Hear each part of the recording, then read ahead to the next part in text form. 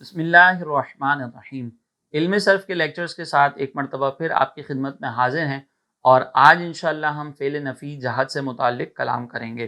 میری ان تمام احباب سے گزارش ہے کہ جو ڈائریکٹ اس لیکچر کو سن رہے ہیں اور وہ اس علم کے اندر دلچسپی رکھتے ہیں، وہ سیکھنا چاہتے ہیں، تو پہلے جو پریویس لیکچرز ہمارے تقریباً 13 لیکچرز جو ہے وہ پہلے گزر چکے ہیں، ان کو سنیں، اور ترتیب کے ساتھ اگر آپ سنیں گے تو انشاءاللہ آپ کو جو باتیں اس لیکچر کے اندر ذکر کی جا رہی ہیں وہ سمجھ آئیں گی۔ پلے لسٹ ہماری یوٹیوب کے اوپر پراپر طریقے سے بنائی گئی ہے، اور اس کے ترتیب بار جو ہے وہ لیکچرز اس میں رکھے گئے ہیں، تو آپ اس پلے لسٹ کو انشاءاللہ جب فالو کریں گے تو امید ہے کہ انشاءاللہ آپ کو لیکچرز سمجھ میں بھی آئیں گے، اور آگے جو لیکچرز ہیں انشاءاللہ وہ بھی اسی پلے لسٹ کے اندر آپ کو اویلیبل ہو جائیں گے۔ تو پہلے ان لیکچرز کو سنیں، پریویس لیکچرز کو، پھر اس کے بعد جو ہے جب آپ اس لیکچر کی طرف آئیں گے تو آپ کو باتیں سمجھ آنا شروع ہو جائیں گی۔ آج جیسے کہ میں نے ذکر کیا کہ ہم فعل نفی جہت کے بارے میں بات کریں گے، تو فعل نفی جہت بیسیکلی ماضی میں کسی کام کی نفی کے لیے استعمال کیا جاتا ہے۔ ویسے تو فعل ماضی الگ سے موجود ہے، جو ہم نے شروع کے ابتدائی لیکچرز کے اندر آپ کی خدمت میں ذکر کیا تھا کہ فعل ماضی منفی معروف، فعل ماضی منفی مجہول بھی موجود ہوتا ہے، لیکن کلام عرب کے اندر جو ہے وہ اس انداز سے، یعنی فعل نفی جہت یہ والے جو افعال ہیں اس کو استعمال کر کے بھی ماضی کے اندر جو ہے وہ کسی کام کی نفی کی جاتی ہے۔ چنانچہ آج ہم اسی کے بارے میں پڑھیں گے۔ اس کو بنانے کے لیے اس میں فعل مضارع پر لم جازمہ داخل کیا جاتا ہے۔ لم جازمہ، اور پیچھے ہم نے جیسے پریویس لیکچر کے اندر لن ناصبہ پڑھا تھا، ناصبہ کا مطلب ہوتا ہے فعل مضارع کو نصب دینے والا، یعنی زبر دینے والا، اور جازمہ کا مطلب فعل مضارع کو جزم دینے والا۔ تو چونکہ یہاں پہ یہ لفظ لم ہم داخل کرتے ہیں فعل مضارع پر، اور یہ فعل مضارع کے جو ابتدائی صیغے ہوتے ہیں ضمہ اعرابی والے ان کو جزم دیتا ہے، اس بنیاد پر جو ہے وہ اس کو لم جازمہ کہا جاتا ہے۔ چنانچہ یہ بنتا ایسے ہے کہ اس کے فعل مضارع کے شروع میں ہم لم جازمہ داخل کرتے ہیں، جیسے یفعلو سے لم یفعل، اور یہ بھی جب فعل مضارع پر داخل ہوگا تو دو طرح کی تبدیلیاں فعل مضارع میں کرے گا۔ ایک معنوی تبدیلی ہوگی، یعنی فعل مضارع کے معنی میں تبدیلی کرے گا، دوسری لفظی تبدیلی ہوگی، یعنی اس کے صیغوں کے اندر تبدیلی ہوگی۔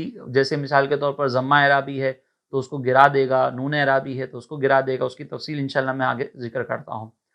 پھر معنوی عمل کیا ہے؟ تو معنوی عمل جیسے کہ میں نے پہلے بھی ذکر کیا کہ یہ فعل مضارع کو ماضی منفی کے معنی میں تبدیل کر دیتا ہے۔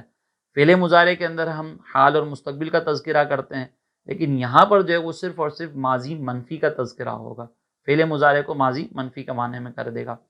لفظی عمل کیا کرتا ہے؟ تو یہ لفظی عمل 4 طرح کے کرتا ہے، جن کی تفصیل انشاءاللہ میں آپ کی خدمت میں ذکر کرتا ہوں۔ پہلی تبدیلی یہ ہے کہ 5 صیغوں کے آخر سے یہ ضمہ اعرابی کو گرا دے گا۔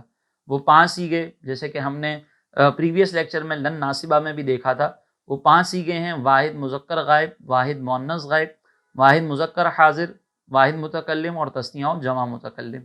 یہ 5 صیغے ہیں، ان کے آخر سے یہ ضمہ اعرابی کو گرا دے گا، یعنی لم شروع میں آئے گا اور آخر سے ضمہ اعرابی گرا دے گا۔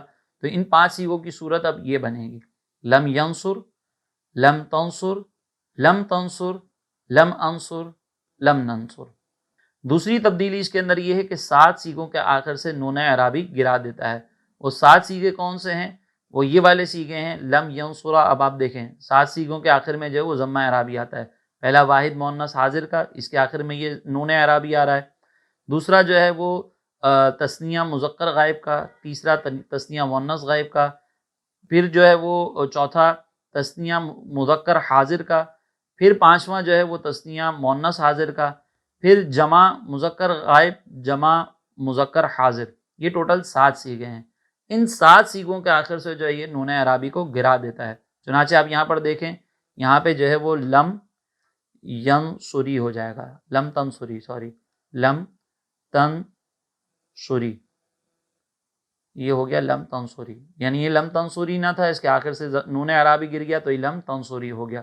یہاں پر نون اعرابی گر جائے گا پہلے، جیسے یہ لم ینصرانی تھا تو یہ نون اعرابی گر جائے گا۔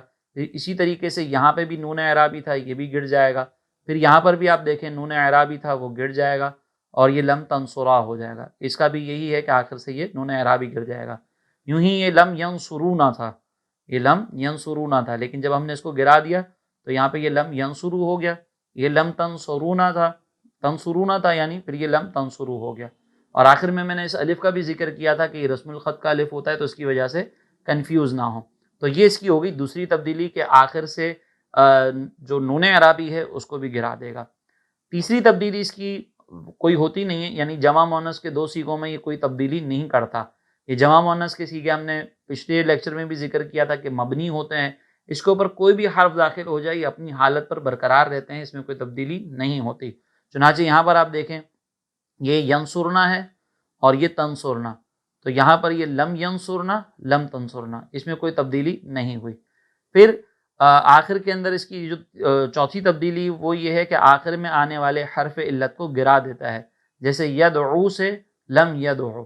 اس کی تفصیل ابھی ہم نے چونکہ یہ آخر میں آنے والے حرف علت والے سیغے جو ہم نے نہیں پڑھے، یعنی جن سیغوں کے آخر میں حرف علت آتا ہے وہ والے سیغے بھی ہم نے نہیں پڑھے، لہٰذا اس کی ڈیٹیل میں ہم نہیں جا رہے۔ اس کا کانسیپٹ کچھ حد تک جو ہے وہ میں پریویس لیکچر کے اندر بھی کلیئر کر چکا تھا کہ یہ آخر سے جو ہے وہ حرف علت کو جو ہے وہ گرا دیا جاتا ہے۔ نون یہ جو لم ناصبہ تھا وہ نہیں گراتا تھا، وہ اس صورت کے اندر ہم یہ اس کو لم یدعوا پڑھتے تھے۔ جیسے یہاں پر آپ دیکھیں لن ناصبہ میں کیا مسئلہ تھا کہ ہم اس کو لن یدعوا پڑھ رہے تھے، لن یدعوا، لیکن جب یہاں پر ہم آئیں گے تو یہ پھر یہ لم یدعو ہو جائے گا، اس کے آخر سے جو ہے وہ یہ حرف علت گر جائے گا۔ اسی طریقے سے یرضی سے لم یرضی ہو جائے گا، میں یہاں پہ لکھ دیتا ہوں یرضی، یہ اس کا مضارع ہے، ٹھیک ہے، اور اس کے بعد جو ہے یہ یرضی سے لم یرضی ہو جائے گا، لم یرضی، بس یہ اس طرح رہے گا۔ تو یہاں پہ آخر میں چونکہ یا تھا، یا بھی حروف علت کے اندر آتا ہے تو اس کو گرا دے گا۔ اب جب یہ ساری تبدیلیاں اس کے اندر ہو جائیں گی تو یہ آخر کے اندر جو ہے فعل نفی جحد بلم معروف کی پوری گردان آپ کے سامنے موجود ہے۔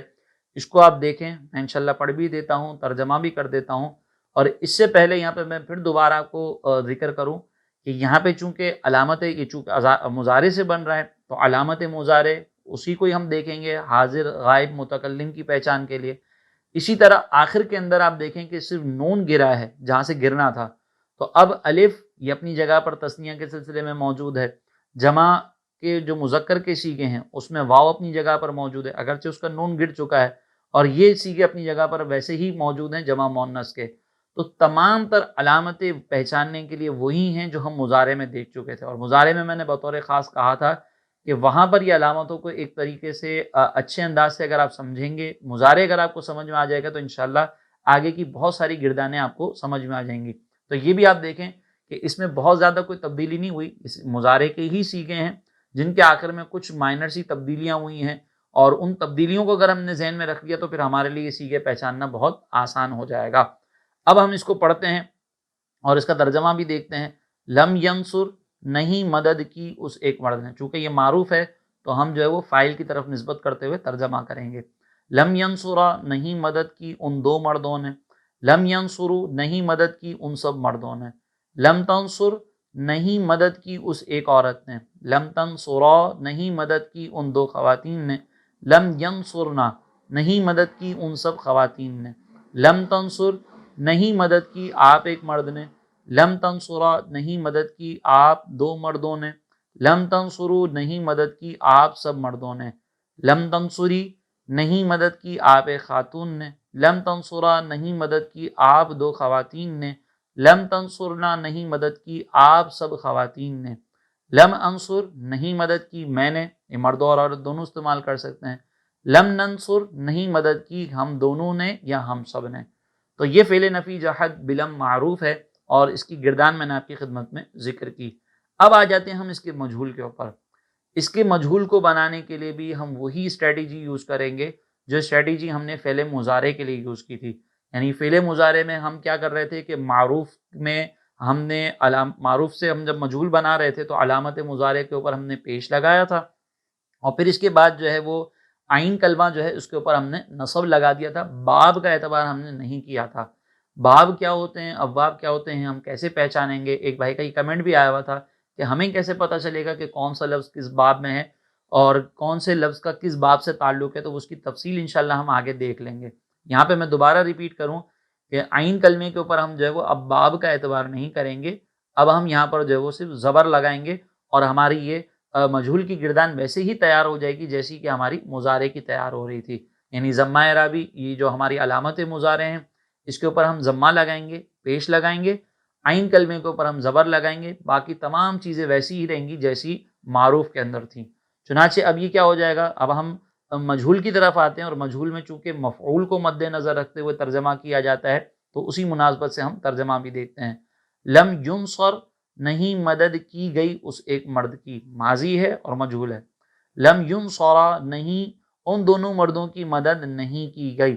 لم ینصروا، ان سب مردوں کی مدد نہیں کی گئی۔ لم تنصر، نہیں مدد کی گئی اس ایک عورت کی۔ لم تنصرا، ان دونوں خواتین کی مدد نہیں کی گئی۔ لم ینصرنا، نہیں ان سب خواتین کی مدد نہیں کی گئی۔